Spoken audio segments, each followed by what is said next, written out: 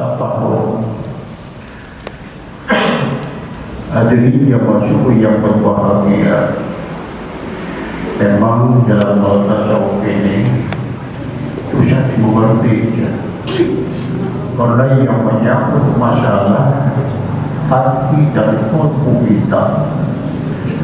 Maka kalau kita kajian tentang tasawuf saat ini secara sekali para kiai dan para ulama yang menguasai dalam hal ini. Hadirin Rasulullah jamaah suku yang berbahagia, yang berkaitan dengan tajarrud dan takawun, kemudian arahnya adalah juhud. Maka disinilah apa pengertian juhud? Al-tarku ma yushiru anillah. Arti juhud adalah meninggalkan sesuatu perkara yang senantiasa jauh daripada ketaatan kepada Allah Subhanahu wa ta'ala. Itulah wa la yanfa'u bidaril akhirah. Kemudian meninggalkan hal-hal yang kurang bermanfaat sehingga lupa terhadap Allah Subhanahu wa ta'ala. Maka disitulah berkaitan dengan qalbu kita selalu taqarrub kepada Allah Subhanahu wa ta'ala. Taqarrub itu dalam dekat kepada Allah Subhanahu wa ta'ala. Kalau kita sudah dekat kepada Allah Subhanahu wa ta'ala yang disebut dengan tajallu, kita mengagungkan kepada Allah Subhanahu wa ta'ala, tahallu, dan kita memasukkan hati kita dari urusan-urusan dunia. Maka disitulah la ma'budu illallah, tidak ada Tuhan yang wajib diibadahi hanya Allah. La ma'budu illallah, itulah qalbu kita harus senantiasa meyakinkan dalam hati tidak ada lagi Tuhan yang senantiasa menguasai mengatur kehendak alam dunia ini adalah Allah Subhanahu wa ta'ala. Ya, itulah. Jadi pekerjaannya kita orang yang juhud kepada Allah Subhanahu wa ta'ala, yang pertama tajallu, mengagungkan kita kepada Allah Subhanahu wa ta'ala. Tahallu, yang kedua adalah memasukkan hati pikiran kita daripada urusan-urusan dunia yang hal ini selalu merasuk dalam kesesatan. Hubbud dunya adalah itu nafsu-nafsu iblis. Lalu bagaimana dalam hal inilah kita? Kadang-kadang amaliyah kita al-aqobatul ula, selalu ada rintangan-rintangan yang pertama. Ya, kita mau ke masjid sholat berjamaah itu dari awal sudah ada rintangan. Ya, maka disinilah kadang-kadang kita lalu tidak jadi pergi sholat berjamaah dalam pahala sudah tahu kita 27 derajat dibandingkan dengan sholat munfarid. Lalu ketika kita akan berbuat sedekah, ini penuh dengan kalkulasi. Ya, kalau dikasihkan ke sini nanti kurang segini. Itulah. Ya, maka itu termasuk rintangan dalam kehidupan kita. Ya, maka oleh karena itulah, ya, lalu dalam rangka kita menghadapi rintangan-rintangan yang senantiasa dalam kehidupan kita, selalu kita dirasuki dengan hawa-hawa nafsu iblis. Maka diperintahkan Allah Subhanahu wa ta'ala menghadapi persoalan, menghadapi rintangan-rintangan itu, kita hadapi, kita lawan, kita tentang perilaku-perilaku yang berkaitan dengan amaliyah syaitan. Kita hadapi bagaikan kita menghadapi harimau yang akan mendekat kepada kita. Sudah.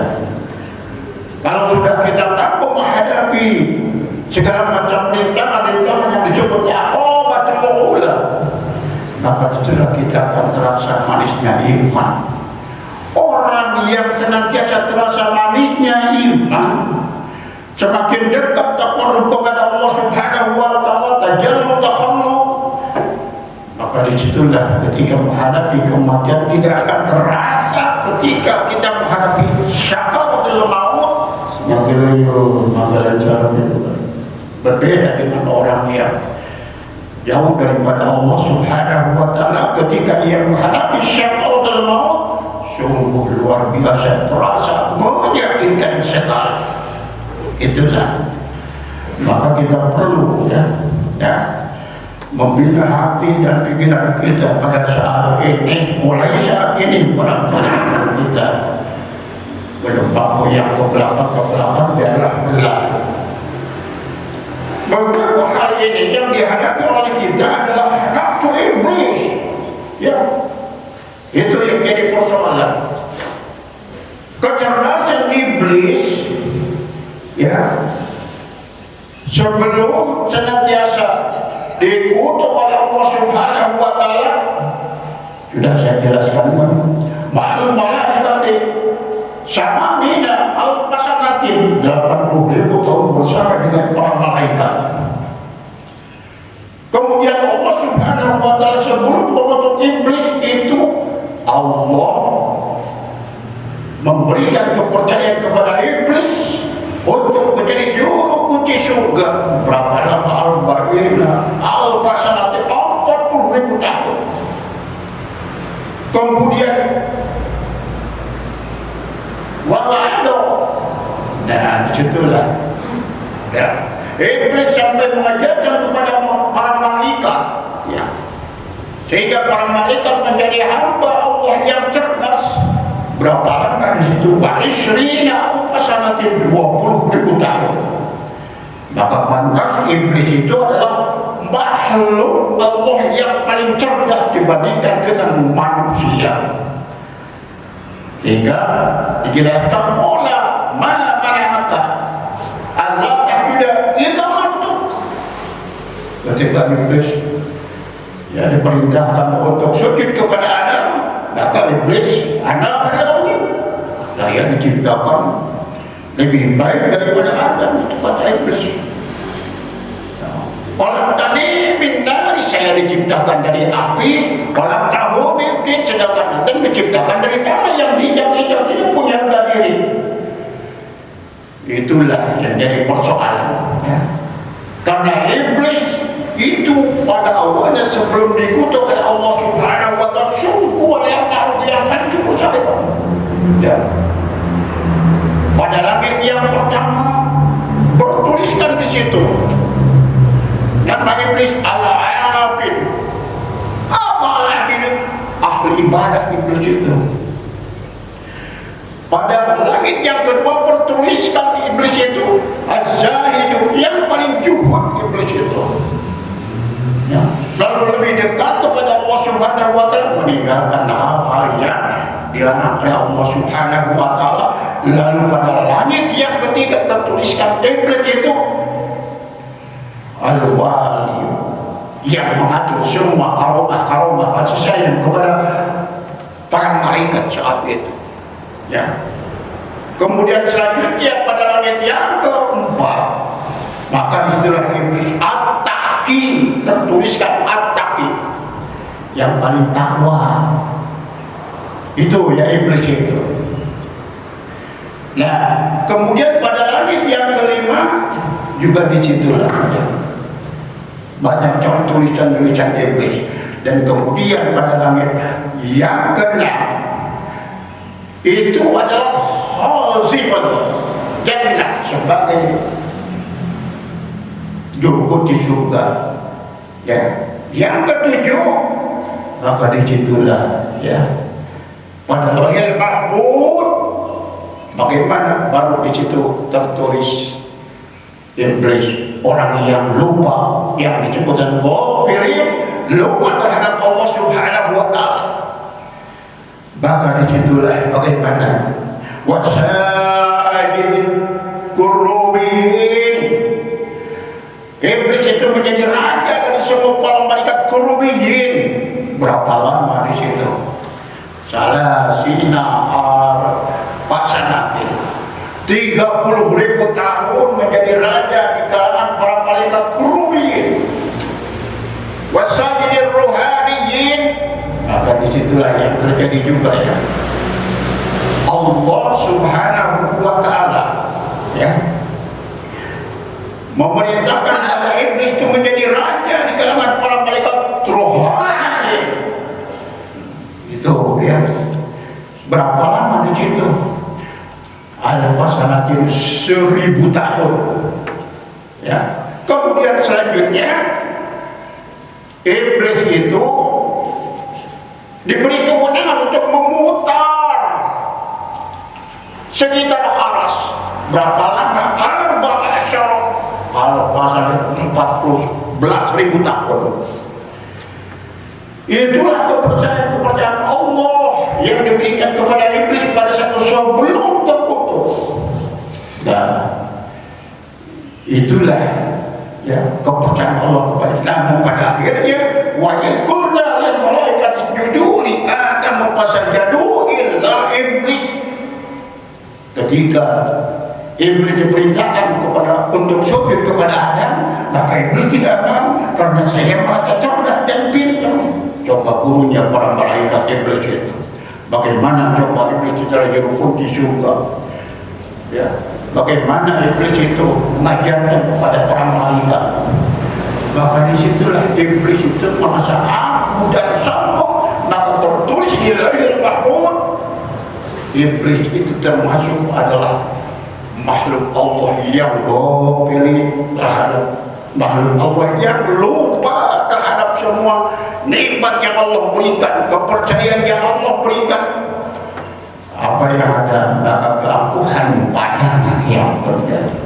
Maka pantas senantiasa bahwa janji iblis setelah diikuti oleh Allah Subhanahu wa Ta'ala sebagai penghuni neraka, maka iblis menggoda kepada Nabi Adam dan keturunannya sampai Nabi Adam jatuh ke jurang kehinaan, ke bumi. Maka sudah berapa lamanya? 300 tahun Nabi Adam dengan Siti Hawa, Rabbana zalamna anfusana wa illam taghfir lana wa tarhamna lanakunanna minal khasirin. Maka disitulah Nabi Adam dan Siti Hawa saling mencari. Padahal sebelumnya wa qulna ya Adam uskun anta wa zawjukal jannata wa kula minha haitsu dan haitsu ya dan haitsu. Kata Allah Subhanahu wa Ta'ala, silakan Adam dan Siti Hawa hidup di surga. Nah itu ya. Wala taqrabu hadhihi syajarah, jangan mendekati kepada satu buah pohon, satu pohon itu ya. Tapi yang namanya iblis menggoda sampai terjerumus. Nabi Adam jatuh ke dalam kehinaan. Nah hadirin zaman subuh yang berbahagia, hingga sampai saat ini iblis itu selalu menggerogoti kehidupan di alam dunia ini, menggoda semua Nabi Adam dan keturunannya, sehingga pantas dalam kehidupan di alam dunia manusia banyak yang lupa kepada Allah Subhanahu wa Ta'ala, akan tetapi berlomba-lomba hubbud dunia. Banyak manusia yang lebih mencintai urusan dunia ketimbang kita takarrub kepada Allah Subhanahu wa Ta'ala. Nah, bagaimana kita solusinya? Kerjalah kita bagaimana cara manisnya iman. Yang pertama kita tajarrud. Tajarrud itu bagaimana? Tajarrud itu artinya menyepi daripada keramaian itu, lalu kita berzikir kepada Allah Subhanahu wa Ta'ala. Yang kedua adalah tafarrud. Tafarrud itu bagaimana? Menghindari daripada pergaulan-pergaulan yang berkaitan dengan maksiat, dengan lingkungan manusia yang banyak maksiat. Maka disinilah bagaimana kita tajarrud, kita menyepi zikrullah, zikir kepada Allah Subhanahu wa Ta'ala. Nah, lalu dalam hal inilah setelah kita zikir, maka jadilah hamba Allah yang zuhud. Orang yang zuhud bagaimana? Ketika sudah membeli terbuka pikiran cinta pulang. Ketika ia menengok orang sakit, maka disitulah ia menjadi koreksi diri bahwa kita akan sakit. Ketika melayani orang takziah pada yang meninggal dunia, disitulah senantiasa bagaimana ia sadar bahwa kematian itu akan menimpa kepada kita. Kalau sudah demikian, maka kita akan terasa lebih dekat kepada Allah Subhanahu wa Ta'ala. Kalau sudah demikian, maka sudah tentu kita akan merasakan tentang manisnya iman. Banyak silaturahmi dengan Allah. Bagaimana caranya? Kita bersedekah adalah silaturahmi dengan Allah. Kita silaturahmi dengan sama manusia, itu adalah silaturahmi dengan Allah. Kita sholat 5 waktu silaturahmi dengan Allah. Mengapa kita susah? Anta'budallaha ka'annaka tarahu fa in lam takun tarahu fa innahu yaraka. Ketika kita menjadi dermawan, maka sudah tentu disitulah yang diberikan oleh tangan kanan, tangan kiri tidak pernah digembor-gembor dibicarakan tentang sedekah kita sebelum sedemikian besar, tidak pernah seperti itu. Nah, disitulah kita sadar bahwa semua dunia itu adalah titipan belaka. Semua kekayaan yang ada, yang Allah berikan nikmat kepada kita, itu hanya titipan belaka. Kalau sudah begitu bagaimana? Ya. Kadang-kadang kita hilang saja 1 juta untuk disedekahkan, aduh berkurang. Nah itulah. Kadang-kadang kita kehilangan suatu barang, jadi pikiran, stres, bagaimana nih untuk supaya kembali barang itu. Itulah yang jadi persoalan orang yang jubun. Apabila Allah uji dengan harta yang ada lalu hilang, tidak pernah jadi masalah.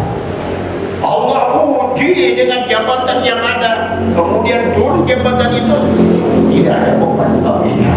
Nah, hadirin berhadirat jamaah supaya yang berbahagia, maka disitulah kita perlu bagaimana mengatur hati kita, mencari teman sahabat kita yang sesuai dengan keyakinan kita. Bagaimana ini pantaskah sahabat kita? Kadang-kadang kita yang pertama kita bertemu dengan seorang sahabat, jadi 2 orang.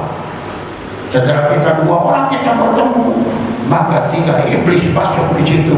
Terjadilah namimah, terjadilah provokasi, terjadilah ghibah. Maka pantas para wali zaman dulu, ya, kalau sudah ada penerus mengajarkan para santrinya, maka para wali itu zaman dulu setelah ada penerus pergi ke gunung yang lebih tinggi para wali itu. Mengapa disitulah beliau adalah untuk senantiasa tajarrud, menyepi daripada kehidupan, daripada keramaian itu, ya. Nah itu. Tapi kalau seandainya seorang kiai, seorang ustaz, seorang ajengan masih dibutuhkan dalam suatu tempat, maka dia pergi mengasingkan diri untuk tajarrud, maka hukumnya haram. Nah, itulah yang jadi persoalan. Hukumnya tajarrud bagi para wali sehingga meninggalnya di sebuah gunung yang jauh ke sana kemari. Wal jum'ati, tidak wajib untuk Jumat. Ya, wal jamaah tidak wajib untuk sholat berjamaah. Nah, tapi bagi orang yang senantiasa ada dalam lingkungan masyarakat perkotaan, maka disitulah bagaimana cara tajarrud.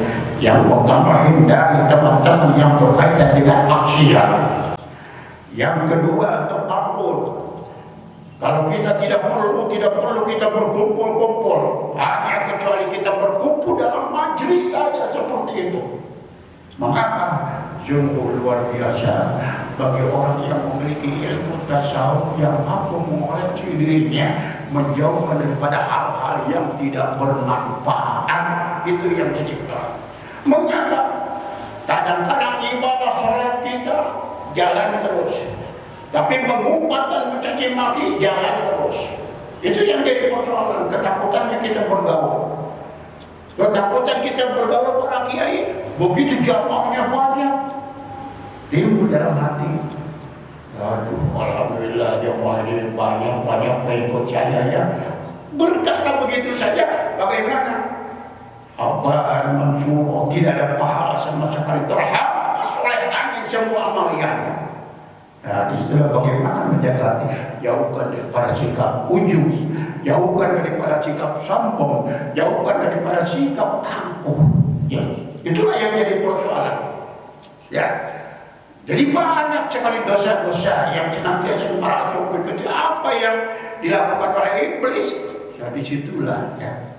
Makanya berpandangan Allah, bukanlah seorang itu dinilai daripada kiai, bukanlah seorang itu dinilai daripada ajarannya, bukanlah seorang itu dinilai daripada ulamanya, tetapi sejauh mana ia lebih dekat kepada Allah Subhanahu wa Ta'ala, yang disebut dengan tajarrud, banyak menyepi kepada Allah Subhanahu wa Ta'ala dengan zikrullah, takut ketika ia bergaul dengan banyak manusia karena teman-teman yang penuh dengan kemaksiatan, namimah, ghibah, itu adalah penyakit-penyakit hati yang harus kita jauhi.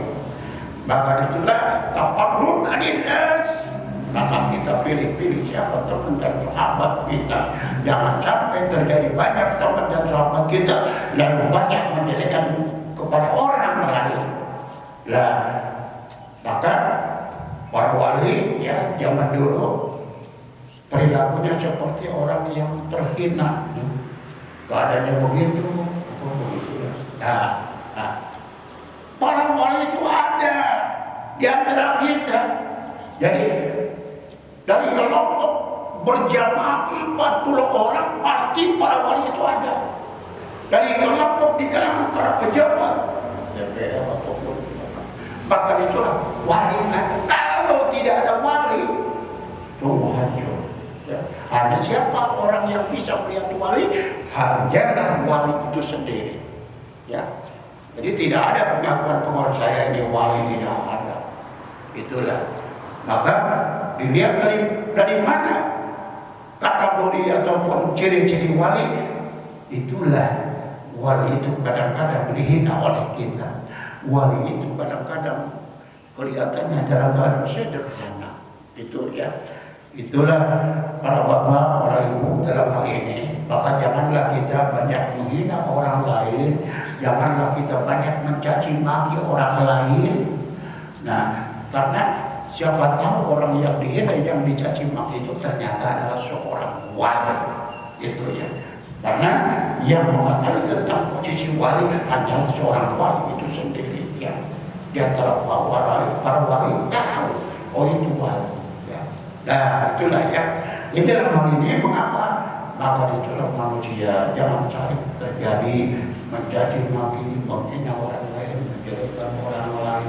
Ternyata amaliyah ibadah sholat kita banyak nanti dalam akhirat bangkrut ketika ia melaksanakan ibadah sholatnya karena ia namimah, ghibah, yang mencaci maki, menghina orang lain. Ternyata ibadah sholat bukan hanya kita sekedar kita menghadap sholat 5 waktu, tetapi menjaga kita mengubah perilaku dan ucapan kita yang lebih baik. Jagalah hati, jagalah ucapan. Kalau di akhirat nanti al-yawma nakhtimu ala afwahihim wa tukallimuna aydihim wa tashhadu arjuluhum bima kanu yaksibun. Nanti di dalam akhirat yang berbicara bukan mulut, tapi tangan yang disaksikan oleh kami. Mengapa? Ketika hidup di dalam dunia ucapan kita banyak kebohongan dan kemaksiatan. Ibu-ibu, bapak-bapak yang masuk yang berbahagia, demikianlah yang sampaikan mudah-mudahan dalam rangka menyampaikan ilmu yang sangat bertanya di saat mudah-mudahan memiliki dari manfaat dan pengetahuan buat kita. Allahumma amin ya rabbal alamin. Alhamdulillahi rabbil alamin. Anta ta'ala wa majidah ya rabbana wa ya jalal wajhil karim. Ya Allah ya kuatkanlah iman kami ya Allah. Jadikanlah hidup kami yang senantiasa memiliki sikap dan pribadi yang muttaqin, taqarrub kepada Allah Subhanahu wa Ta'ala, tajarrud kepada Allah Subhanahu wa Ta'ala, taqallu kepada Allah Subhanahu wa Ta'ala, sehingga terasa bagi kami manisnya iman. Rabbana atina fid dunya hasanah wa fil akhirati hasanah wa qina adzabannar. walhamdulillahi rabbil alamin. Wassalamualaikum warahmatullahi wabarakatuh.